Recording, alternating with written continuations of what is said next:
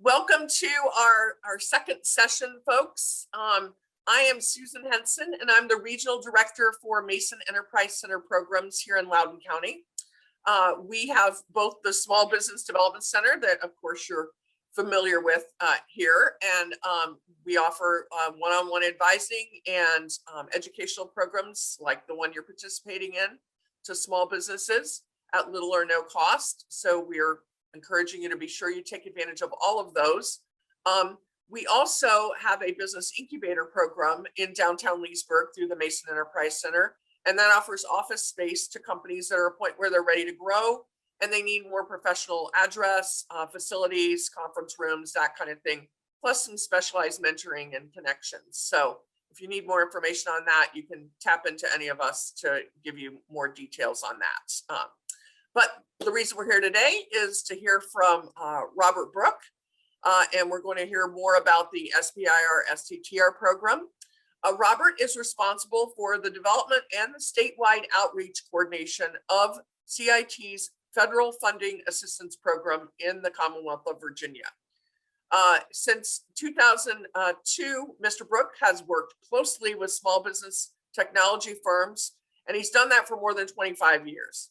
Through his efforts at CIT, Virginia continues to be consistently ranked in the top 3 states in small business innovation research grants, which is the SBIR, and small business technology transfer grants, which is the STTR, in both award dollars and in total award grants. So we've ranked in the top 3 among states. So Virginia's doing very well under Rob's guidance. He has developed a comprehensive suite of training and mentoring programs that are designed to assist Virginia's small technology firms at each stage of the process. He counsels companies who are new to the SBIR STTR program to help guide them through, to develop a plan of approach, and to provide introductions to other third-party resources that might be necessary. He manages a small assistance fund, which and companies that he works with can receive those grants to help pay for some of the costs of getting some of this SBIR consulting expertise. In 2016, Rob was recognized by the SBA for his contributions to the SBIR programs, receiving the Tibbetts Award for Excellence in SBIR Programming. Rob earned a bachelor's degree in marketing management at Virginia Tech. Yay, go Virginia Tech. And he is here to tell you more today about the SBIR and the STTR programs. So if you don't know much, that's great. You will learn more today. If you already have a basic understanding, you'll get a little bit more in-depth knowledge. What I want to encourage you to do is put your questions as they come up in the chat and send the questions to everyone so that we can be sure to monitor them as we go along. Also, that will give people the opportunity to see what questions are being asked so we don't have to repeat the questions. So just put the questions in the chat box and address them to everyone, and we'll get to those as we get to the end of the presentation. So, all right, Rob, with that, I'm going to turn it over to you. Great. And I understand we have about an hour, a little less than an hour at this point. So I've got a good presentation. I've got some examples and you know, just I like to lead on a couple things. Yeah, as you mentioned, we do pretty well in Virginia. The updated stats for the most recent year of 2019 shows that Virginia's companies, there were 442 awards and for over $195 million. So this is why we do what we do, is to bring these federal dollars. So it's non-dilutive money. It's grants, so you don't owe the money back. It's grants and contract, but you're not owing the money back to anybody. And it's not Virginia state money. It's not your taxes from the state. It's part of your taxes, you know, that you pay to the feds. But so the more of this we can get back for high-paying jobs, the better. So that's kind of why I do what I do. Second thing is you know, we're all about getting, if you're in federal contracting or you're not in it, you're thinking about it. You know, you thought about maybe 8A programs or other, you know, other programs that give advantages to you. This is one of those programs. The SBIR program is a competitively based process. So as such, those who do receive these awards have some special advantages, and we'll talk about that a little bit. So it's all about getting special advantages, trying to become, develop your tools and your technologies and your company.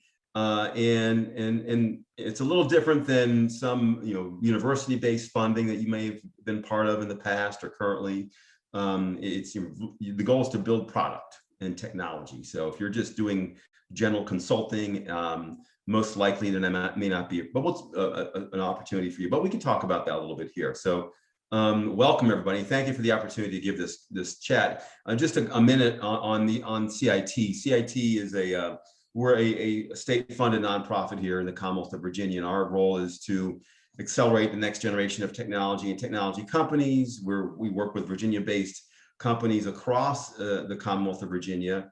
And the three core funding support programs, there's other programs that we have at CIT, but these are the funding support initiatives. We have a couple of seed funding programs. So for those high growth potential technology companies, again, we're working with technology-based companies. And there's some sort of what is a technology-based company? I'm building, you might have a traditional company, but it could be that you're developing a new software tool that's going to provide you advantages and give you intellectual property and a patent ability to build something that's going to make you better than your competition. That could be technology. So you kind of think outside the box sometimes. So our seed funding program, there's the CIT Gap Funds and the Virginia Founders Fund. These are both equity-based, so they're dilutive investments by CIT. We would then own a little bit of part of your company. For high growth potential companies, the Gap Fund is our traditional fund, providing up to typically about $100,000 first investment in usually a small round of funding, a seed round. And then the Founders Fund is typically up to $50,000. It could be less, and it's geared specifically towards serving underserved regions in Virginia, women-owned, minority-owned, and veteran-owned high-growth potential companies in Virginia. And that's really supposed to be more of a seed fund. Hopefully you would then eventually apply for the Gap, a regular traditional Gap fund. So if you have any interest in if you're thinking you're looking for funding, I would suggest you go to our website. There is on our archive webinar section, which I'll send you a link to later. There's about a 45-minute intro on the seed funding program given by our VP of Investments last year. Good to kind of hear it from the source directly. So and there's that link there. And the Commonwealth Commercialization Fund is or the CCF, they'll call it. Everything gets an acronym, right?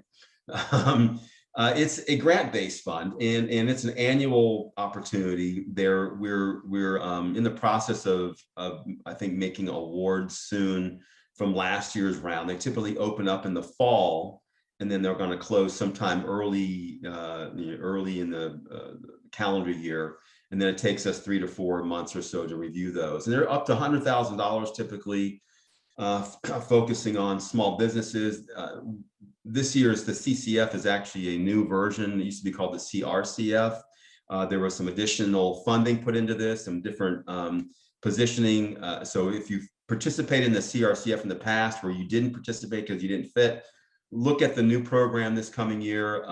There still are technology sectors that are the priority focus, the tech sectors that are of interest to the Commonwealth of Virginia to move forward. So you have to fit in those, but they're going to be changing the program constantly. So you want to look at that, and there's a URL there to look at the overview there. And then of course the SBIR program that I provide, as Susan mentioned, we provide a suite of training services, mentoring. We've got some recorded webinars. We got live sessions coming, but I'll talk about that a little bit here. But yeah, this is the kind of the one-page slide of what I do. We've been all virtual in our training and engagements over the last 14, 15 months. It's been crazy, but I think we responded very well. I've never been busier. Instead of driving a half hour to and from work, I'd spend more time working, because I think they're squeezing me dry now. So we provide these introductions, these training. We've got a small grant, as Susan mentioned, to help companies apply. If you're, the prerequisite of that is to take some of our training classes and have a call with me. So if you want to learn more about this and you can either go straight to the webinars I'll send you a link to, or you give me a call. We can talk about what you're doing and see kind of what the next steps might be. Those are the stats I mentioned to you earlier. So what is SBIR and STTR? So Small Business Innovation Research and Small Business Technology Transfer. We'll kind of give a sort of an overview of these both, how they differ. There's a slide later on. I probably won't go into all the detail of SBIR, STTR. Suffice to say, there's more money in the SBIR. STTR it requires the small business to collaborate with the university or nonprofit research institution. And the goal is, as it says, is technology transfer. The goal is usually the concept of moving some technology out of the university. So you have to have that engagement with the university. Maybe you have a really close relationship with them. That's the goal. So now there is, these are mandated by law, and they've been around for over 40 years now. 3.7 billion, billion with a B, annually now. And the goal is to support small business. So this is not university awards. You can collaborate with the university and provide them a subcontract, but this money goes to you, the small business, and it's to stimulate technological innovation, not just thought, developing new thought. That's what universities do. You want a new innovation, meaning it may not work, and you're developing something that has it's a product. And hopefully with some level of commercial merit, or depending on the agency that's funding you, selling it to the government. There's two trains of thought there, and we'll talk about that a little bit, the difference in the contracting versus granting agency, buyers versus non-buyers. And there's over 5,000 new projects awarded each year, and that number is probably old now. It's probably growing from that number. So lots of opportunity. This is early stage funding. So if you're just looking for, well, I know it works, I've developed it already, I need money to then scale up and start selling internationally, or that's not really here. This is really for that earliest stage of idea. It was developed by the National Science Foundation originally, and they looked at brilliant scientists and engineers who had great ideas, but they weren't able to, because the idea was more conceptual. They hadn't built it out yet because they didn't have the money to do that. Think of working in your garage, there's working at the home or a small company, and they just didn't have the money to fully build out their technology. But they said, it was too early for the banks and the angel investors and the venture capital and other partners to come in and fund it. But at the same time, they said, if you can tell us where the big market is, what the big opportunity is, and what that gap in technology is that you think you want to address, and think about that, you have ideas on whether or not this can actually do what you think it's going to do. That's what the SBIR phase 1 grant is to basically answer that, the come back when, come back when you've got venture capital, come back when you've got customers, come back when. That's what you need this money for. So the government wants to be that earliest stage seed funder to lower the risk, so that the other funding opportunity, other funders could then come in later. So if you've already built most of it, you may be too far along. But again, we'll talk about that. There's different risk profile levels of different agencies on how they look. And some of the agencies are actually putting together some more advanced programs. And we'll talk about a couple of opportunities at DoD, for example, that are providing more opportunity than ever for companies that might have, kicked the can down the road a little bit more on the actual development side. So you have to be a for-profit, US owned and operated business, under 500 people. So small, I always think that's a pretty big company, really. But the average size company winning these things is like 10 to 15 employees. So there's that it's really relatively small. All the work has to be done in the US. Oftentimes it could be more expensive to do. You're not outsourcing stuff to other countries that might have great programming and lower cost. But the government here wants to pay you to do work with US owned, use the money in the US, because we're trying to build capacity. They want to build the capacity in the US for all this stuff. You could actually, fly someone from the country to work with you on the project. That can be done. The agencies don't really like that. They want you to work with US talent for the most part. This is R&D. It's not just, you don't use it to purchase equipment. Anything purchased with federal dollars, the government technically owns. And you usually don't want to do that. You can lease things, you can rent things, you can amortize your current equipment. You get paid for your rent and your facility and your healthcare and all that stuff, your lab, and there's your indirect rates. So you get to figure this out, but you're getting paid for all this. So, but you can't purchase equipment, and you're not just developing something that's already been developed. And like I said, it's very low risk and only needs capital to really finish it. You're really trying to figure out, and that's what innovation is. You need to figure out if your idea works. That's the innovation. So there's currently 11, major federal agencies that participate in this. And I say major, meaning that the DoD also has, Department of Defense has, Army, Navy, Air Force, all those are sub components in DoD. So those are all, so there's lots of programs, more than the 11 agencies really. And they all have a different risk profile. They all have developed the programs with different sort of budgets and different processes and different systems. So what I usually talk to companies first about is kind of get an idea of which direction you might be going, and then focus some of your efforts on learning about those agencies. That's what our training is for, and our mentoring, and kind of push you in the right direction with your ship, because it's hard to do all of it all at once. And so the agencies, they each have their own mission. So you're going to have to learn about what an agency's core mission is, so you can kind of figure out how to develop your proposal based on their interests and their needs and their nuances, so to speak. It's they're providing a small grant, a small award to vet at a high risk, high payoff research that can be commercialized. That's the core concept of SBIR.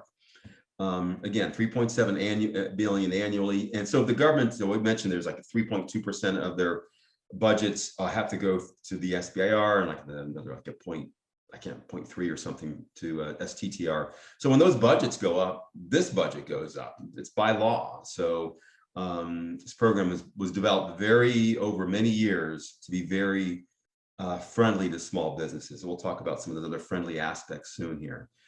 It's a gated funding process. I mean, the high risk is in the phase 1, and you lower that risk and get to phase 2. It's competitive though, and it's commercialization focused. You got to be able to be building something that you're going to be talking about, and that's a challenge. When the NSF started this program, National Science Foundation, at the same time they're saying you got to be able to discuss something that's high risk in a technical nature, but you also have to tell us why it's needed, who's going to buy it, why they're going to buy it, what's the current market. So there's a lot of challenge on the business side for a lot of technologists. That's why the programs like ICAP that the SBDC here in Virginia promotes, and a lot of other incubator programs and accelerator programs help you figure out some of that market, the use cases, and then that's what the SBIR program does. It makes you say there's a gap in technology. That's what we need the money to develop and validate that our wild, wacky idea can actually work. And that's what phase 1 is for.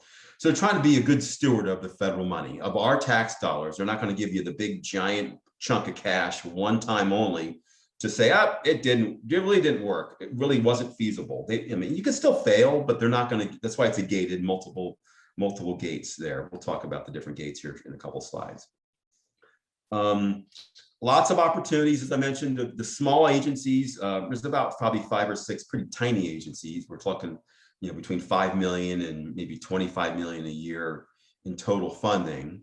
They're going to have usually one cycle. But I always say you've got to look at these agencies because they might be the best fit depending on their topics and their opportunities. And the larger agencies are going to have anywhere between 2, 3, and 4 cycles or opportunities or windows. Different agencies are doing different things now, but so there's lots of opportunity coming and going. 0.25% of all seed capital in America is in this program. So that's always, I always think that's a good, and growing, I think. It might even be more than that now. But that's why if you're developing technology and you're in it for the long haul, I think that's why it should be something you'd be on your radar screen to look at. This is an overview of the agencies. This is from 2019, the 3.7 billion I mentioned to you. There's a listing of the agencies, the top agencies, the agencies that are in the top have the SBIR and STTR. So that they have extramural R&D budgets. It means money they spend outside of their agency in excess of $1 billion. So they, by law, they have to have both SBIR and STTR. And then the lower ones just have the SBIR. Those are the smaller programs generally. So you can kind of see the amount of monies that are in there. They're pretty small comparatively. So, and the green and blue are generally the granting and contracting agencies. So we'll talk about that in a minute, but generally the granting agencies are not going to be the buyer. They're not going to be someone you're going to sell the technology to. Whereas the contracting agencies could be at the target. That are writing the topics that they're going to be the user. It's not always like that, because there's also just the process of granting and contracts at the agencies. There's a process there. So sometimes, so we usually only talk about those 2 or 3 major, 3 or 4 major agencies that have the differences in contracting and granting. We'll talk about those in a second here. This is the sort of the overall schedule. Obviously, it's not always hit exactly. Some agencies kind of miss these, but these are the opportunities that are always coming around. And I always like to look at the beginning of the year. Typically, everything's open almost, except for EPA, and NASA comes in late, but they've got 2 different schedules too. So lots of opportunities here coming around throughout the year. So again, this is sort of the differences in granting, contracting.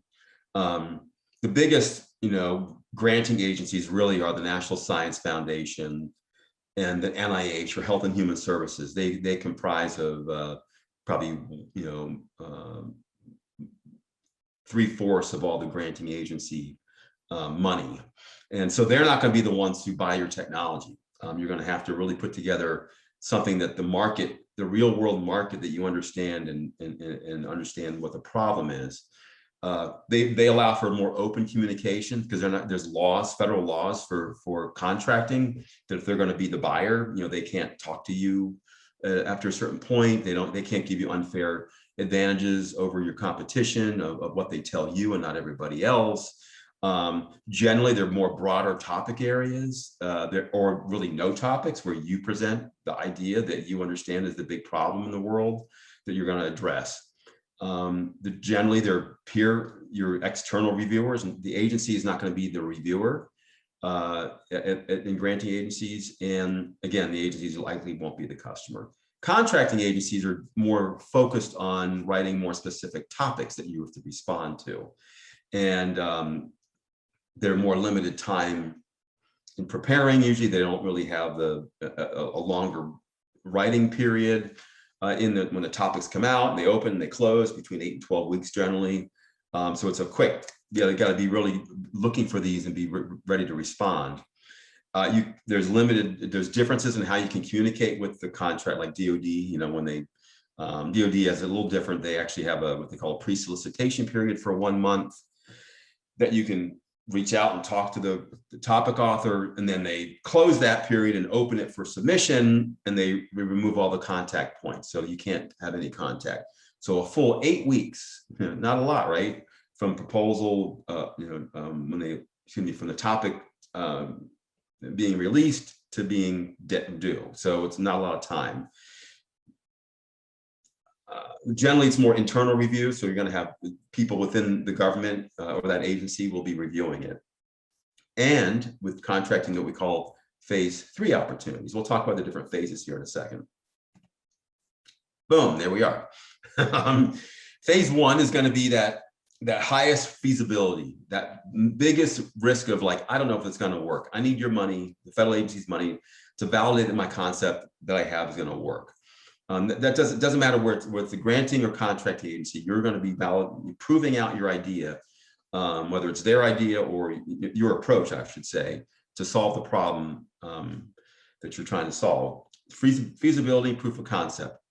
Generally, it's between 6 months and a year. Some agencies, it's 6 months. Some agencies allow up to a year for their SBIR. Money could be anywhere from $50,000 to $250,000. Again, depends on the agency and their special. The 50K is a special opportunity. We'll talk about one of those later on at the Air Force, what that 50K one is.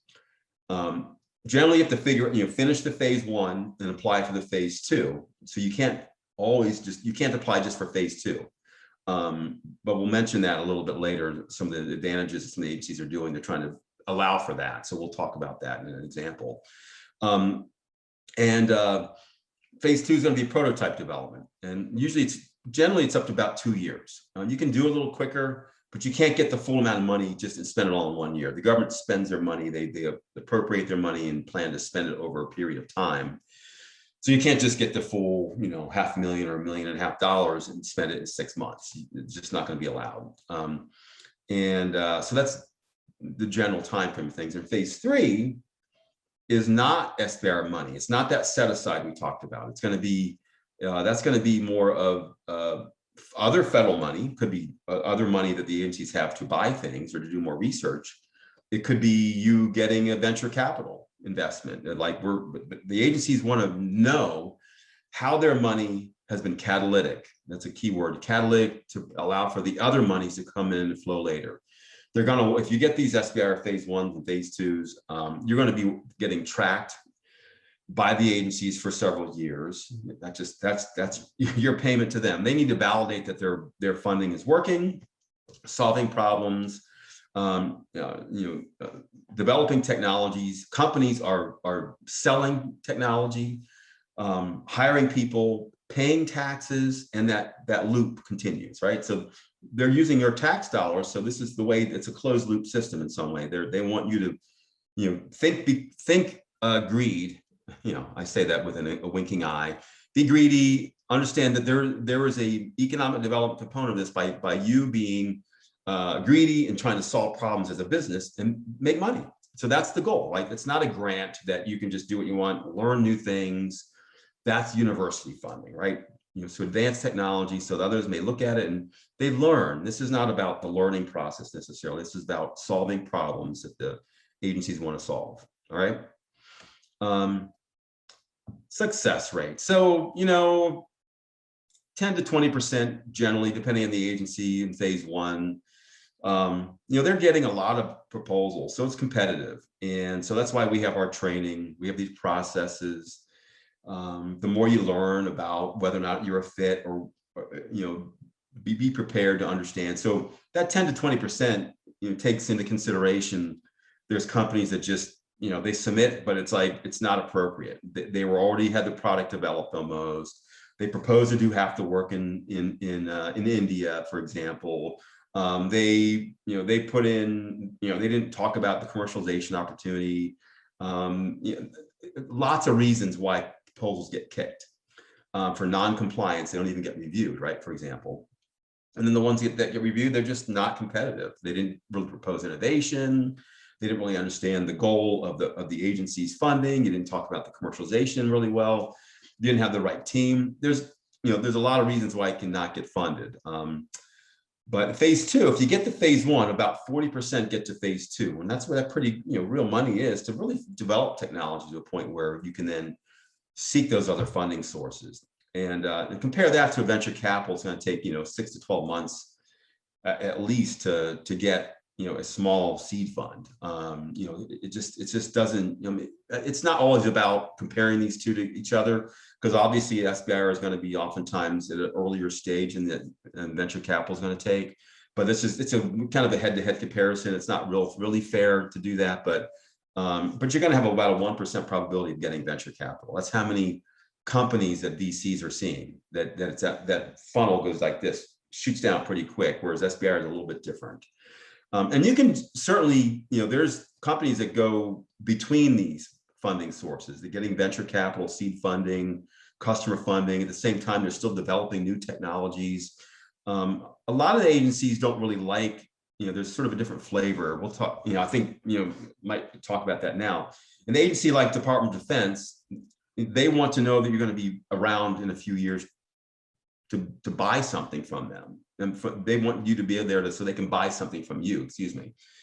So they're not going to always be wanting to fund the one-person startup in their basement that has zero revenue. And this is the first thing they're doing, because they're looking to, generally they like to fund businesses that are ongoing, that have some financial stability, if you will.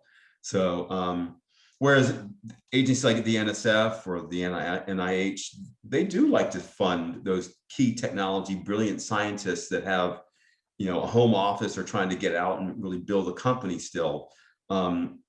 Just different risk profiles. And that's not a hard and fast rule. I think that's just generally the nature of things. So something to think about there. Where to find topics. I'm going to have a couple examples at the back so you can kind of see, but this is the URL at the bottom there. I hope you can see that. I know there's sometimes the screens are compressed on these presentations. There's a SBIR.gov.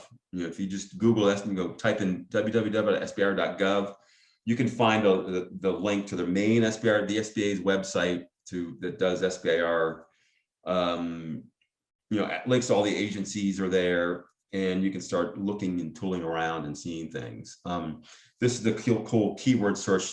It's all about market research. You know, you need to know what they funded in the past, maybe. Like I said, it's not just the technology, it's the business side. So what's the competition doing? What is that value proposition of what exists now and what the problem still exists is? So likewise, if you're applying to the NIH for an SBIR that you have idea, wouldn't it be nice to know what maybe other similar areas that the NIH has funded in your area? And you can find these through these keyword searches. This is past topics or past awards. And these are all the awards. So that one, you know, this one's topics. You can look at the topics. This one's the awards. So you can kind of see how you can click on by the agencies in the little agency box, filter box. You know, so there's just a great tool to use. If you're not using these tools, then you're probably leaving something on the table, so to speak. So some cool perks here. You're not going to give any of your company away. That's what venture capital does. You know, there's a good time and place for venture capital. If you're really at that early stage and it's going to take you 2 to 3 years, develop, validate, test, certify, get validations, get, you know, certifications, and get, you know, test bed certifications. That's what this takes. This is not putting together an app with some buddies over the weekend, you know, a hackathon, if you will, and then getting something up on the iTunes store, you know, Apple store for download, you know, for $3 a pop in about a month or so. That could be the way you get preliminary data for, like, you know, we found a lot of people have these problems and they use our app, and then we've learned more, and we need to figure out if we can do this. So could be a great way to, you know, but you're looking at 2 to 3, maybe 4-year development. So these are real problems and real funding needs to develop that large of a project, right? The company maintains the intellectual property. IP retention is key here. It's not work for others. You could be talked to a company a couple of weeks ago, and they're saying, yeah, we have an SBIR. And at the end, I was like, do you have the SBIR? Oh no, we're subcontractor. Oh, so you don't have the IP rights. You don't have you're a work for other. They're paying you to do this block of work. The government does this. You get we're serving on a help desk. We answer phones, or we developed a software tool, gave it to them. We don't own it now. You delivered it, you're done. You know, no more, you know, don't own the IP. The government has it. You sold it to them, and it's for their use, right? SBIR maintain the intellectual property. There's advantages. We'll talk about that in a second. Provides credibility. If you know, there's two sides of the coin here. If you are we get this in Virginia, you know, Northern Virginia, obviously a lot of, you know, early stage startup federal contractors. The government's right in DC. Lots of money, lots of opportunity to see them. You want to be a government contractor. So you have to think, okay, what agencies have a lot of money that I can sell things to? Those are the DoD, NASA, energy. All the agencies, you know, buy pencils, and they buy software. Even the the National Institutes of Health, you know, they buy stuff. They have computer systems. They have help desks. So those are all contracts. You can be a contractor to any of these agencies, right? This program is providing you with the intellectual property that you're building new technology, not just, you know, delivering it to them. but it's providing you with credibility. No matter what agency you get this money from, it's providing you more credibility and for you to build your credentials, so to speak. And it's set aside for small business, so it's a way to kind of, make your bones, something about your chops. I can't remember what that is. you're gonna basically show your credibility. Phase 3 is a sole source contract possibility. A very interesting thing. So you're looking at trying to get an advantage here. You want to, there's some sort of art to this too. Anything relating from, deriving from, concluding from the work performed in the SBIR phase 1, even though it's like, I'm not sure my D is going to work, that concept, but anything deriving from that work in that phase 1 SBIR can be sold sole source to any federal agency. If, I always say, if they like you, know you, love you, trust you, and you can do the business development initiative activities, you can actually get large contracts that don't even go on the street. There's no RFPs, nothing hits, Fed Biz Ops or whatever they are now. You can secure multi-million-dollar contracts without competition through getting that phase 3. That's what phase 3 could be. Phase 3 is a lot of things, but this is not easy to do. But if you're in it for the long haul and you really want to work this, you can do this. Sometimes you have to train the contracting officers that this is a possibility. Susan, there's a lot of chats. Is there chats being not answered here or not? Or do we want to wait on that? I have been putting some comments and just, okay. I put the links that you had, I put them in the chat just sure, perfect. in case Thank people you. couldn't see them. And great. And this is that one page. We do have a couple questions sure. that I've kind of been holding. So if you want me to ask them now, sure, I can. Go ahead. Okay, so Jerry Drake asked, kind of further define, I'll just kind of ask them together and yet they might be related. Further define kind of what early stage means. And then do you need to, the question is, how important is having IP rights to your technology in getting an SBIR funding? And Jerry, I'm assuming let's assume you mean like a patent or protected IP rights in getting it. If that's not what you meant, okay, yes, okay. Yes, I think what he means is not like he's a subcontractor and he's using someone else's IP. He means he has IP, he has not yet patented it or protected it legally, right, but yet he wants to apply for an SBIR. Yeah, so addressing the IP issue first. The agencies want to know that if you have a plan, right? So you get IP protection, that you own the data rights. So the government's not going to own your technology. So that's the data rights, right? So data rights is different than IP. Intellectual property is more for you to file with the USPTO and understand, and that's the standard. What's your story? What is your story that you're trying to tell that you're going to become should you be doing this? Is it software that it's just a waste of money and time to patent certain softwares because they're so easy to work around and steal anyhow? But if you're developing a sensor, a device, a new tool, does that make sense? So you have to tell that story with the agency that you're applying to, because they want to know what the business side. So all proposals are reviewed on 3 pillars: the technology idea, the team, qualifications. You're talking about one of the best teams in the country to do this work. And you got to cobble it together. You can outsource certain percentages of your proposal to build that team. And the last thing is the commercialization, the business.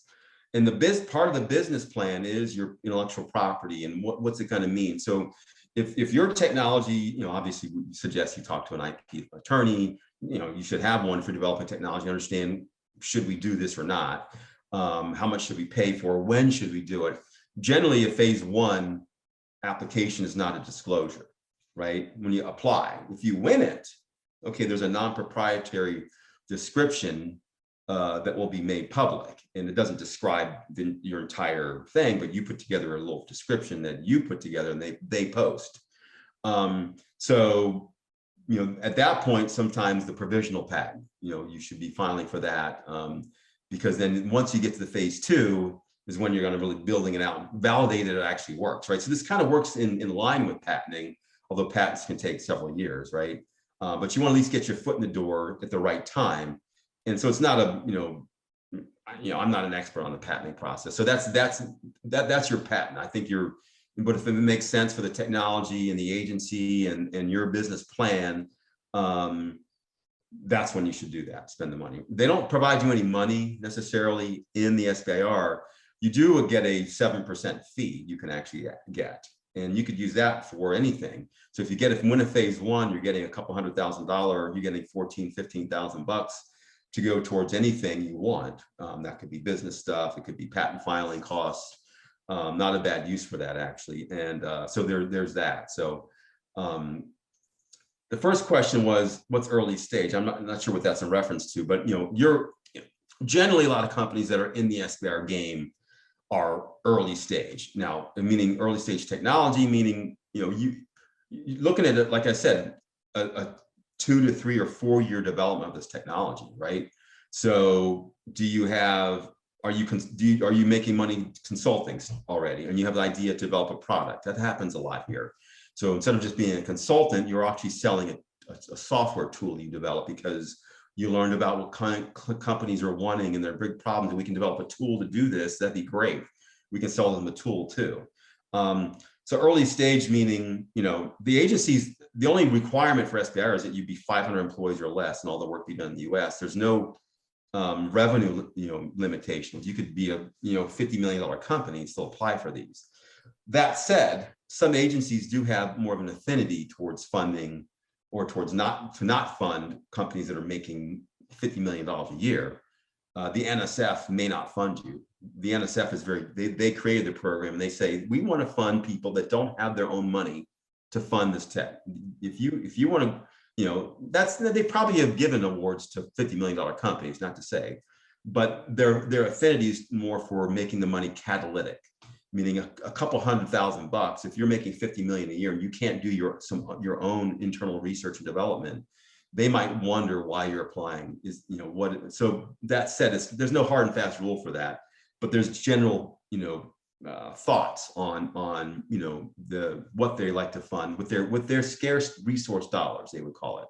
And they want to be able to help a company that's 3 or 4 people and they have a couple $100,000 in revenue and consulting, but they really need this money to be catalytic. And this is the thing they're working on. They're very hyper focused on this one thing, as opposed to being, the NSF doesn't like to fund people that are already, have 30 million in government contracts at DoD. They don't think that mindset fits the mold at NSF. Very different, ways of thinking. Don't call it the DoD, they call it a SBIR. Don't call it a SBIR at the NSF. I would say they'll smell you out and they'll find a reason probably not to fund you. So this, I hope that answers the question. Yeah, and one little follow up on that. Can you get an SBIR if you are not generating revenue? Mm-hmm. You mean currently generating revenue? Yeah. Yes, not currently. You have a concept and it's not to a revenue stage yet. Yeah, definitely. So you're a startup company. You've got, one person full time, like you, the founder. He's all in. He's put his own money into this thing. He's got a part-time co-founder. He's got a law firm. So the SBIR applications are, you're saying what you would want at time of award.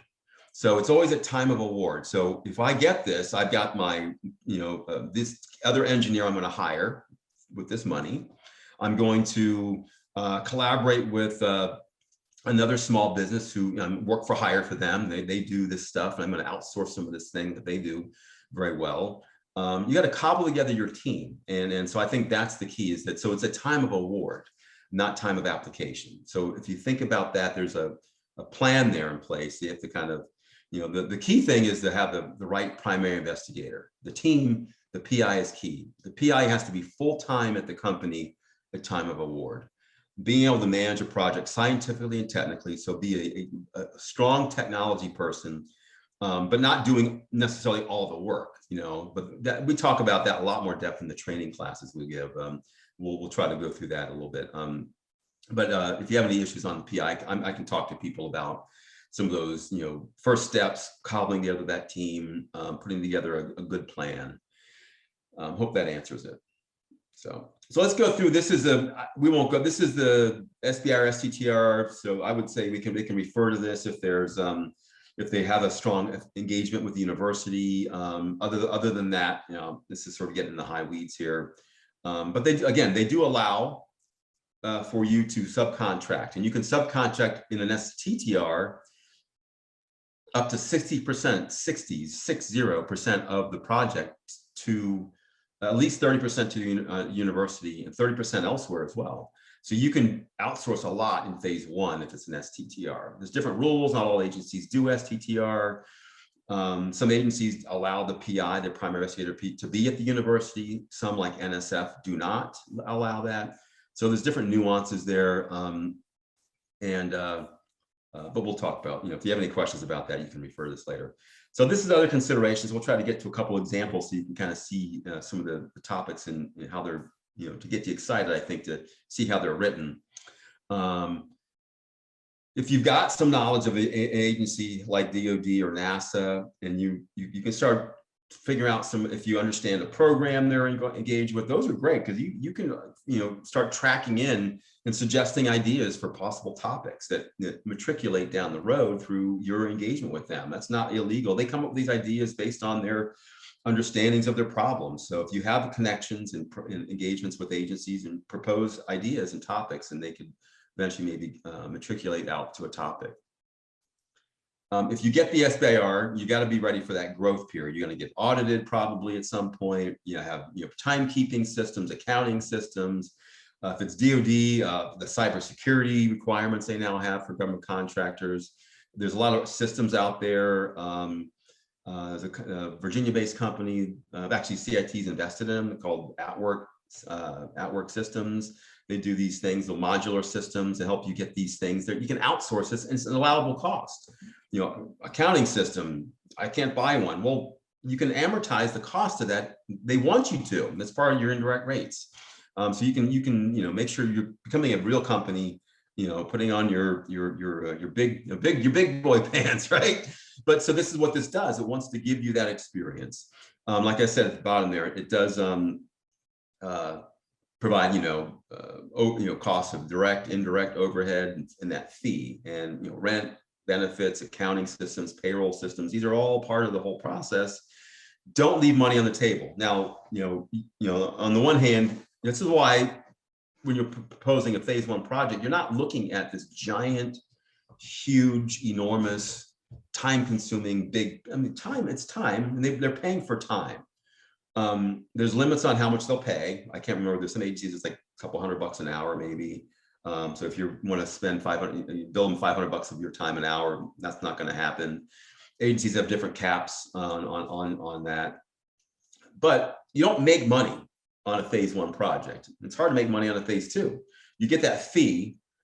The fee is there in case you underestimate the cost to do the project that you're now legally responsible to do and perform on, but it's there. It's a small fee to be used for other things in your company. So it does cover these costs.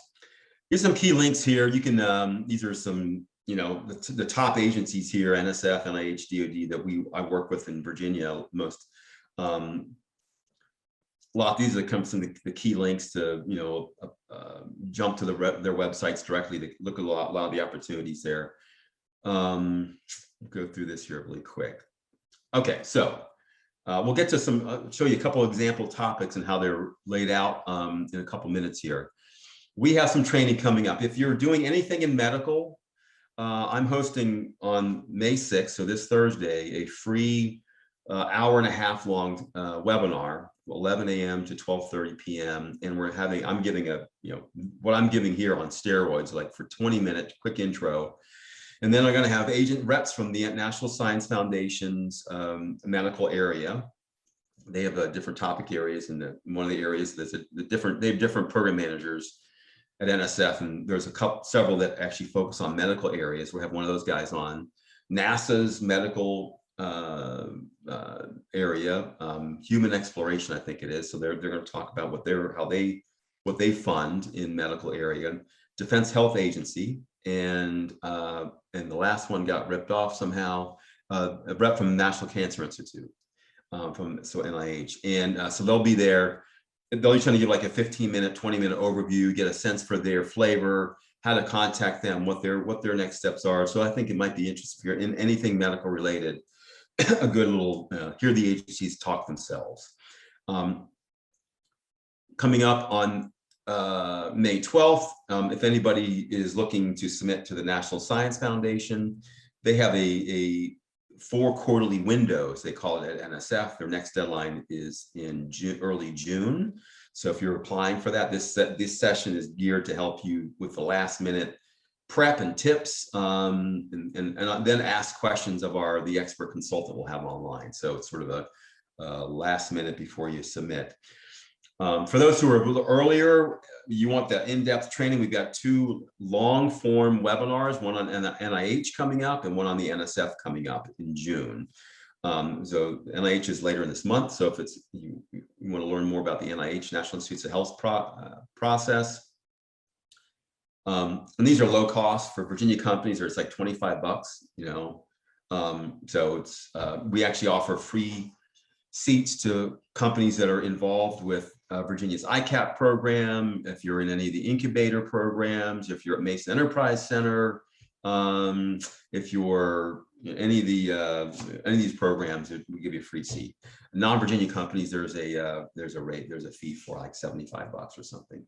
But these are great. These are recorded. We will have these also. So if this date doesn't work, we post these for follow-on viewing.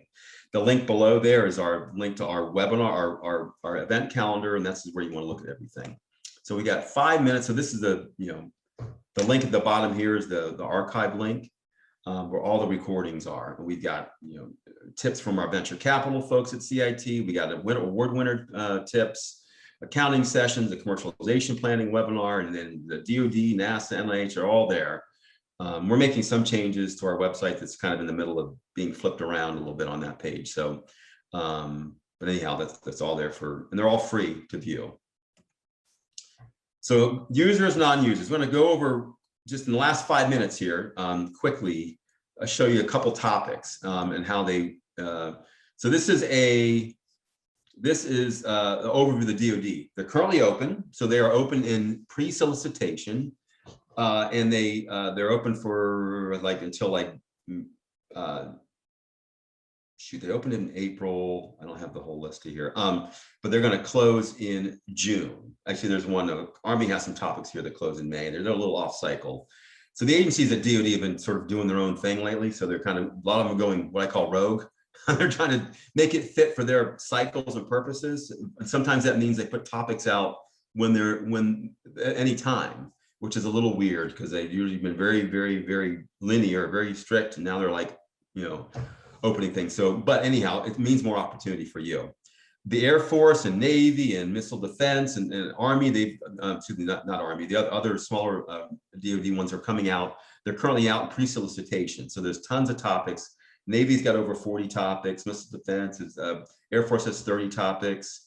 And we're going to focus on a couple things here. I'm going to show you a standard phase 1 topic, what it looks like, and then talk about what the AFWorks at Air Force is doing. It's a special open topic, for example, to show you kind of how they're trying to be progressive in getting things done more quickly. This is a Navy topic, so they've got 39 standard topics and 3 direct to phase 2 topics. So I'm not going to talk about that, but you're seeing that they have 3 topics that if you've done the work already to this point and show that you've done this and you've been an ongoing concern and you've got a company behind you, so to speak, there's the 3 topics for direct to phase 2s that you can apply for. So that's interesting. It's that's some of the DoD are doing these direct to phase 2s now, but there's certain requirements there, of course. This is the standard phase 1 topic at the bottom, publicly available information analysis curation tool. Interesting, right? I don't have the whole thing here, but they're looking at the areas of battle space environments, human systems, information systems. They just put that on everything. You have to kind of identify where the areas are. Develop a cloud-based tool set to facilitate the creation of an analyst's notebook or journal to catalog and document the analysis of publicly available information. Wow, this is a lot of probably big data kind of tools and stuff. I figured this might be relevant to a lot of companies in DC area. And this is the description. They describe it, and then after they have phase 1 and phase 2 with there. I have that here too. I'm not going to go into all this, but environment analysts use multiple tools to track information, environment threats. So this is very descriptive, right? They talk about current methods are very labor intensive and lack the capabilities for tagging, searching, supporting analysis. So you got to learn about the government system that they're talking about here. This could be way antiquated technology that you're like, they still do this. Well, so they're trying to get up to speed here, and this is why I put this topic out, right? So they're trying to be very progressive and use the new systems for how they're looking at publicly available information. So then they tell you what they expect phase 1 to be. Design and develop a cloud-based tool set for capturing and cataloging screenshots. Phase 2, develop the working prototype of the data. So this is pretty descriptive, right? So they're pretty detailed in what they're looking for. And oftentimes they'll tell you you're going to want to know what they're currently using, right? What are they? Who might be buying this down the road? Who do I need to talk to? Other prime contractors that might be engaged with this area that might be good to work with, because I might end up selling this not directly to the Navy, but through Lockheed Martin, for example. So this is a new topic at the Air Force through their AFWorks program, and they've had this now for the last year or two.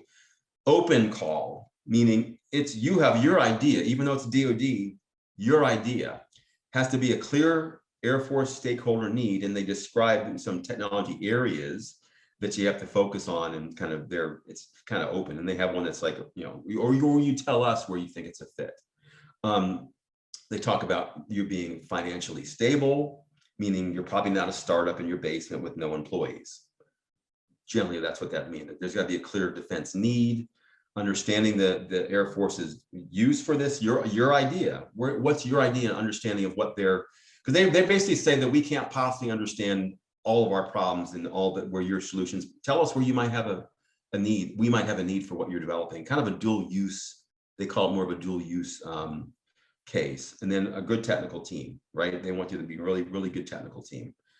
They talk about these 5 categories here, 5 strategic capability areas, and then you notice there's the 6th one there is if none above fit. So it really gives you opportunity, but you have to be learning and understanding their needs.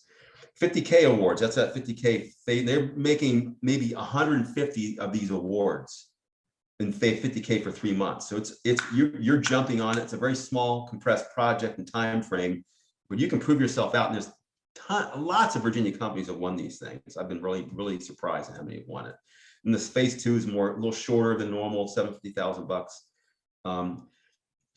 NSF, and this is like the last slide here. The NSF, again, so they don't write topics. You tell them the problem. And the NIH is similar. The NIH has all the different institutes, and they list some things they're looking for in the last thing, or is anything else that meets our mission. The NSF has these topic headers, and then they have a different person in charge of each of these header areas, because you want to have someone who's got some relevant background with these. But you tell them what the problem in the market is. You tell them the customers you're talking to. You tell them the big market opportunity. You tell them the technology gap, the innovation. That's the value proposition. There is what would make them need something new, and you want to be very close on that. So this is open-ended, and they actually have all these topic areas, and one of them is called other.